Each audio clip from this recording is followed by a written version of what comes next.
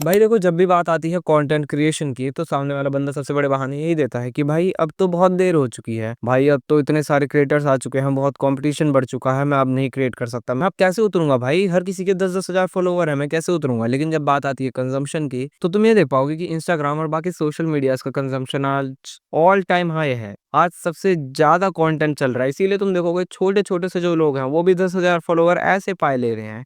It is that easy to get 10,000 followers on Instagram nowadays. बहुत easy है, क्योंकि जो कंटेंट है वो बहुत तेजी से कंज्यूम करा जा रहा है। हर कोई कंटेंट बना रहा है इंस्टाग्राम पर, हर कोई जो बंदा है उसके 2,000 5,000 10,000 फॉलोवर है। फिर रील्स पे तो कम से कम 10-20 हजार व्यूज पहुंच ही जा रहे हैं हर किसी के ऑलमोस्ट। मेरे नोन में ही कई सारे लोगों को 50,000 व्यूज पहुंच चुके हैं इंस्टाग्राम रील्स पे। It is that easy now. और इसी बढ़ते कंजम्पशन के साथ एक जो चीज बढ़ रही है वो इंसानों में बदलाव। सोशल मीडिया पे जब शॉर्ट फॉर्म कंटेंट ज्यादा इंट्रोड्यूस करा गया था, एक्सेप्ट टिकटॉक, जब टिकटॉक इंडिया में बैन हुआ था, तो इकलौती चीज जो थी वो ये कह के बताया गया था कि अब आप छोटे से समय में आप बहुत सारी इन्फॉर्मेशन ले पाएंगे। Wow, congratulations, introducing reels, introducing shorts and जो जो उन्होंने इंट्रोड्यूस करा। लेकिन इसके क्या हार्मफुल इफेक्ट्स होने वाले थे, इसकी किसी ने कभी बात नहीं करी। आज की वीडियो में हम इसी के बारे में बात करने वाले हैं कि क्यों आखिर तुम बैठे बैठे अचानक से गुस्सा ज्यादा होने लगते हो, तुम्हारे इमोशंस तुम्हारे कंट्रोल के बाहर चल जाते हैं, तुम किसी भी एक वीडियो को देख करके तुम्हारे आंसू निकल जाते हैं, तुम्हारा कोई कंट्रोल नहीं होता। चलो वीडियो को चालू करते हैं। सोशल मीडिया का सबसे पहला और सबसे प्राइमरी जो नेगेटिव साइड इफेक्ट है उसकी बात करें तो तुम्हें मेरे साथ एक बात कहनी पड़ेगी, वो है स्लीप इज किंग। इस चीज को दिमाग में बिठा लो कि जो नींद है वो तुम्हारी लाइफ का एक बहुत बड़ा हिस्सा है, वो बहुत बड़ा हिस्सा है। सिर्फ नींद में सोना ही नहीं है, ये नहीं कि तुम्हारे पास एनर्जी आ जाएगी, नहीं। नींद के ऊपर अगर तुम रिसर्च करोगे तो तुम देखोगे तुम्हारे दिन की क्रिया भी तुम्हारी नींद के ऊपर बहुत हद तक निर्भर रहती है। तुम दिन में जो भी करने वाले हो, तुम्हारे बोलने का तरीका, तुम्हारे काम करने की एफिशिएंसी, तुम्हारी प्रोडक्टिविटी, वो तुम्हारी नींद के ऊपर बहुत बड़े लेवल तक डिपेंडेंट रहती है। तुम आज नौकरी पे जा रहे हो, तुम कितने प्रोडक्टिवली काम करोगे, तुम जितना प्रोडक्टिवली काम करोगे उससे उतने ही तुम्हारी लाइक बॉस खुश होंगे। ऑब्वियस सी बात है, तुम्हारे जो सीनियर्स हैं वो खुश होंगे। ऑब्वियसली जो तुम्हारे टीचर हैं, अगर तुम स्कूल में हो तो वो खुश होंगे। लेकिन अगर तुम प्रोडक्टिवली काम नहीं कर रहे क्योंकि तुमने नींद अच्छे से नहीं ली थी, तुम्हें नींद आ रही है, या फिर तुम्हारे दिमाग में ब्रेन फॉग है बहुत ज्यादा, तुम्हारे सीनियर्स, तुम्हारे बॉसेस तुमसे खुश नहीं होंगे, तो फिर वो तुम्हें सुनाएंगे, तुम्हारी बहस होगी, तुम्हारा दिन खराब जाएगा, जैसे तुम्हारे आगे के साइकिल में और ज्यादा दिक्कतें आएंगी। तो नींद एक बहुत इंपॉर्टेंट फैक्टर है तुम्हारी ज़िंदगी का। आम तौर पे अब हमें आदत हो गई है कि रात में जब भी हम लेटते हैं तो हम अपना फ़ोन उठाते हैं और हम सोचते हैं कि सोते-सोते थोड़ी-सी तो रील देख लें, आज बहुत काम कर लिया, आज बहुत थक गया हूँ, थोड़ी-सी रील्स देख लेता हूँ, थोड़ा-सा आराम मिल जाएगा, थोड़ा-सा मेंटल स्ट्रेस कम हो जाएगा। हम इस तरह से रील उठाते हैं।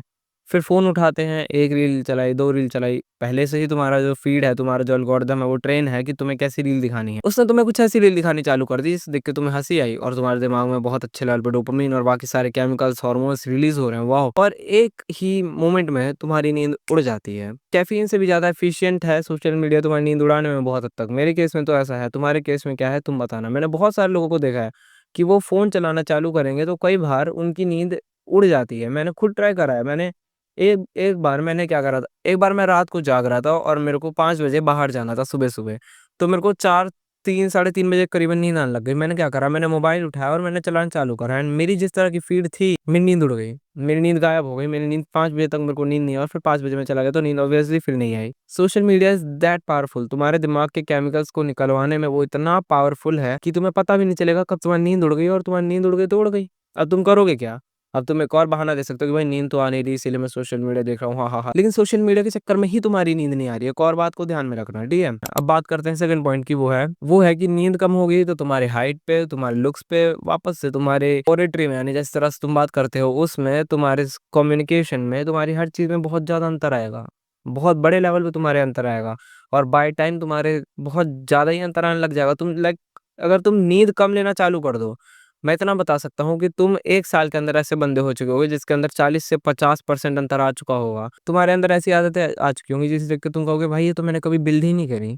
इस तरह से मैं इतने स्टटर करके तो कभी बात ही नहीं करता था। तुम बात करते-करते भूलने लग जाओगे कि तुमने अभी पिछले ही मोमेंट क्या बोला था। तो इसीलिए भाई सोशल मीडिया के चक्कर में अपनी नींद की ऐसी-तैसी करना बंद करो और आज ही सोशल मीडियाज़ के जो शॉर्ट फॉर्म कंटेंट है, और मैं तो कहूँगा नींद के पहले लॉन्ग फॉर्म कंटेंट, दोनों को त्याग दो। खाना खाओ, वॉक करो, सो जाओ, बात खत्म। नहीं ज़रूरत कुछ भी देखने की। एक तो हमें फोमो लगा रहता है कि यार ऐसे की तैसे कुछ छूट ना जाए। और हाँ, एक और चीज़, इस वीडियो के फाइनल नोट में एक ऐसी बात करने वाले हैं जो कि बहुत ही कम लोग तुम्हें बताते हैं, तो वहाँ तक प्लीज़ टिके रहना, ओके? नेक्स्ट पॉइंट की बात करते हैं, वो है डोपामाइन ओवरलोड। जो इंस्टाग्राम का एक तरह का कंटेंट है, मैं शो कर दूँगा तुम्हें यहाँ पर कि इस तरह का जो कंटेंट है, जिसे हम सॉफ्ट कॉर्न भी कहते हैं, इस तरह का कंटेंट तुम्हारी नीड को फुलफिल तो कर रहा है। भले ही तुम कह दो भाई I am on no fap, भाई मैं तो बिल्कुल भी ऐसा नहीं करता, भाई मेरी तो नज़रें गंदी नहीं है। लेकिन जब सामने से तुम्हारे मुँह पे कोई नंगा दिखाए तो तुम क्या कर सकते हो?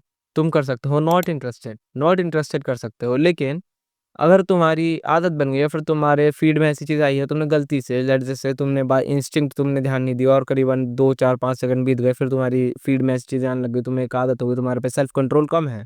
तो फिर तुमने जो डिसिप्लिन बिल्ड करा होगा कि नहीं यार मैं वो चीज़ें अब नहीं देखूँगा, तुम वहाँ जाके वापस से देख सकते हो। और उससे भी बड़ी जो चीज़ है वो ये है कि डोपामाइन ओवरलोड हो जाएगा, और जब डोपामाइन ओवरलोड होता है तो तुम्हें पता है कैसी-सी स्थिति आती है। कभी तुमने आलू के पराठे खाए हैं बटर के साथ? तुम बाहर के आलू के पराठे खाओ बटर के साथ और चटनी के साथ, दिमाग में इतना डोपामाइन का रश होता है कि दिमाग ज़ोन आउट होने लगता है। मैंने पहले भी शेयर करा है कि मेरे को शेज़वान बहुत पसंद थी। मैं लिटरली मोमोज़ के साथ, लाइक एक मोमो है, मैं उसे पूरा ऐसे डुबा करके खाता था। उससे दिमाग में इस लेवल का डोपामाइन रिलीज़ होता था, इस लेवल का कि लाइक यू फ़ील प्रेज़ेंट। तुम मेरी बात समझ रहे हो? तुम ऐसा फ़ील करते हो कि तुम प्रेज़ेंट में हो, इसीलिए तुम्हें बहुत मज़ा आता है कि तुम प्रेज़ेंट में हो। इंसान के लिए प्रेज़ेंट में होना बहुत मुश्किल है, ये मेडिटेटिव स्टेट जैसा है, लेकिन तुम उसके साथ कर रहे हो, तो तुम एकदम प्रेज़ेंट में फ़ील करते हो। तुम ज़ोन आउट कर जाते हो, कोई कुछ कह रहा होगा, तुम कहोगे हैं? मुझे बोलना था। और एक और चीज़ जो कि तुम ज़रूरी चीज़ों को इस चक्कर में छोड़ देते हो, तुम कहते हो भाई मेरे को जो मज़ा मिलना था वो तो मिल ही गया ना। मेरे को प्रेज़ेंट चाहिए था, लो भाई प्रेज़ेंट मिल गया, प्रेज़ेंट और भी चीज़ों से मिलता है। अगर तुम अच्छा खासा काम करते हो, तुम देखोगे तुम अगर किसी चीज़ में बहुत पैशनेट हो, तुम्हारे घंटे-घंटे बीत जाएँगे प्रेज़ेंट में रहते हुए, तुम्हें बहुत मज़ा आएगा। लेकिन तुमने अभी एक चीप प्लेज़र ढूँढ लिया है, तो तुम उस चीज़ को देखोगे तो मज़ा आ गया, काफ़ी डोपामाइन रिलीज़ हुआ, मज़ा आ गया भाई, वॉव! इस चक्कर में तुम्हारे डोपामाइन सिस्टम्स फ्राई हो जाएँगे और इससे होगा ये, तुम्हारे अंदर मोटिवेशन जनरेट होनी बंद हो जाएगी, तुम्हारे अंदर मोटिवेशन ज़ीरो रहेगी, तुम कहोगे भाई मेरा किसी भी काम में मन क्यों नहीं लग रहा। अब बात करते हैं तीसरे और फाइनल रीज़न की, जो कि है तुम्हारा डिस्ट्रॉयड इमोशनल रेगुलेशन। देखो हमारे अंदर इमोशंस हैं, हम ऑब्वियसली क्रिएचर्स हैं, हमारे अंदर इमोशंस हैं। लेकिन उन इमोशंस को कब कंट्रोल करना है वो हमें पता होना चाहिए, इसीलिए हम इंसान हैं, हम जानवर नहीं हैं। हमारे पास सेल्फ कॉन्शियसनेस है, हम कॉन्शियस हैं, हम जानते हैं कि कब क्या करना है और हम उसके ऊपर कंट्रोल कर सकते हैं। लेकिन जब आप सोशल मीडिया ओवर कंज़्यूम करने लग जाते हो, तो आपके अंदर की जो इमोशनल रेगुलेशन है, यानी जब आप इमोशन को खुद को कंट्रोल करते हो, वो ऑलमोस्ट ज़ीरो पहुँचने लग जाती है, वो गिरती रहती है, नेगेटिव में जाने लगती है। इसीलिए तुम देख पाते हो कि कई बार होता है कि कई ऐसी चीज़ें जिनके ऊपर यार सैड है, लेकिन तुम बैठे-बैठे रोने लग जाते हो। तुम्हारा दिमाग ऐसा हो जाता है कि यार वेरी सैड भाई, मेरे तो आँसू निकल गए।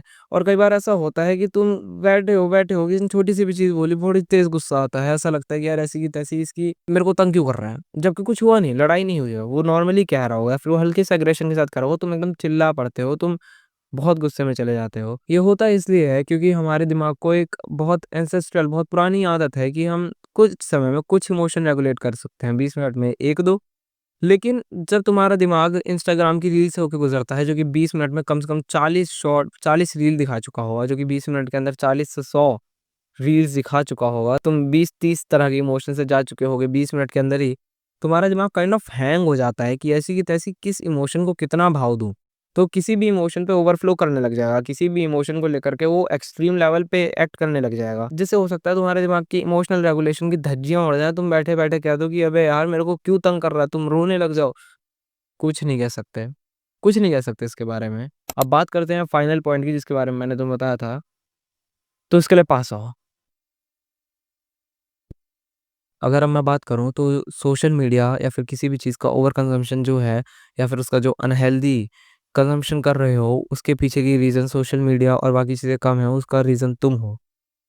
मुझे पता है ये चीज़ सुनने में काफ़ी लग सकती है कि ये कैसी बात है भाई, मैं तो ऐसा हूँ नहीं। लेकिन अगर तुम बहुत गहराई में देखोगे, तो ये सोशल मीडिया की गलती नहीं है। हमेशा से ही कुछ ना कुछ ऐसा रहा है जिसको लेकर के तुमने ओवर कंज़म्पशन करी है। चाहे जब तुम छोटे थे और अचानक से तुम्हारे सामने वैसी पिक्चर फ्लैश हो गई थी किसी वेबसाइट पे, और तुमने कहा था यार इट इज़ समथिंग जो कि मेरे को अभी तक नहीं पता था। फिर तुम उसके एडिक्शन में लग गए हो। मुझे पता है आज की बहुत बड़ी मेल पॉपुलेशन उस चीज़ के एडिक्शन में लगी हुई है, ठीक है?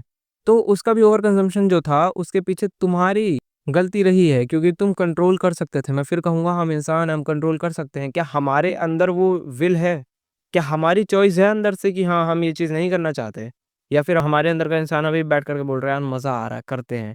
बर्बादी है पर करते हैं। अगर ये कह रहा है तुम्हारे अंदर का इंसान, तो फिर तो गलती तुम्हारी है ना भाई। तुम बाहर से हो सकता है बहुत चिल्ला रहे हो, तुम बाहर से 50 लोगों से बात कर रहे हो, रेडिट पे जा करके तुम अपने सवालों के जवाब ढूँढ रहे हो, कैसे छोड़े? लेकिन जब अंदर से बात नहीं है, जब अंदर से वो विल नहीं है कि यार मुझे छोड़ना है, कुछ भी कर लो नहीं छूटने वाला। इसलिए गलती शुरुआत में हमारी है। बहुत ज़रूरी है कि कोई भी एडिक्शन पकड़े तो तुरंत तुम उसको लेकर के एक्शन लो, तुम उसको लेकर के छोड़ दो, और अगर अभी भी नहीं छूटा तो अब छोड़ना चालू करो। ठीक है? तो ये वीडियो यहीं तक थी, बाकी कमेंट में बताओ वीडियो कैसी लगी? वीडियो को लाइक कर देना, चैनल को सब्सक्राइब कर देना ऐसी और कंटेंट के लिए। इंस्टाग्राम का लिंक डिस्क्रिप्शन में है, मैं स्क्रीन पर भी शो कर दूँगा, वहाँ जाकर के मुझे फॉलो कर सकते हो। और बाकी मैं मिलता हूँ तुमसे अगली वीडियो में, तब तक के लिए बाय।